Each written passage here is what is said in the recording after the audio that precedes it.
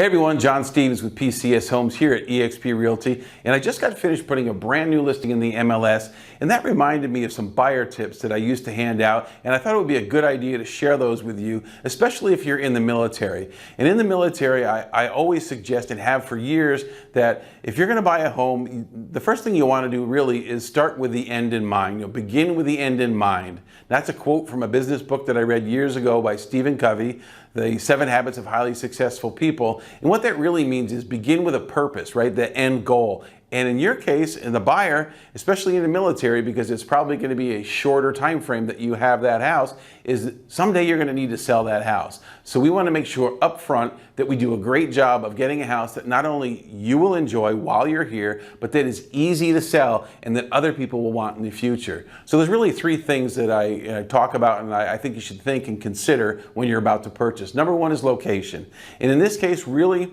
the geography and the way things are set up around Fort Drum, I recommend that you stay within 25 to 30 minutes of Fort Drum, and that's pretty much a radius around Fort Drum, north of to south of. So if you stay within a 25 to 30 minute radius, you're going to be good. That'll keep your audience large, so when you go to sell, you'll have a lot of people that may want the same house. And the other thing to remember is, of course, we have those lovely lake effect snowstorms in the middle of winter. So that 30-minute commute can now end up being a 45 to an hour commute. So we want to make sure that you really stay, within that distance. Really makes a lot of sense. So the other thing is, as far as the number of bedrooms and bathrooms, a 3-2 is always great. That's easy to sell again for you, so it's a smart purchase. Again, a home is a financial asset, so you want to make sure that when you get in, that it's easy to get out, and hopefully that you can make some money along the way. So a 3-2 is perfect, but a 3, 1.5 bath is good too, and even a 4-bedroom is also a safe bet. But even if you're just a single person or just 2 people in the family, I would recommend that you don't buy a 2-bedroom home because they become very difficult to sell when the time comes, especially if it's a slower market.